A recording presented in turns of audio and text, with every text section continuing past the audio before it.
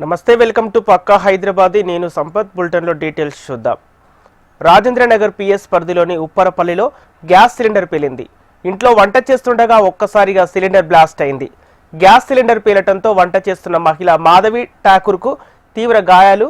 ఇక పేలుడు సమయంలో ఇంట్లో ఉన్న కుటుంబ సభ్యులకు కూడా గాయాలయ్యాయి. చికిత్స నిమిత్తం స్థానికులు ఆసుపత్రి తరలించారు. పేలుడు సమయంలో వంట చేస్తున్న మహిళ పరిస్థితి విషమంగా ఉంది. ఘటనా స్థలానికి చేరుకున్న అగ్నిమాపక సిబ్బంది మంటలను అదుపు చేశారు. ఘటనపై పోలీసులు కేసు నమోదు చేసి దర్యాప్తు చేస్తున్నారు.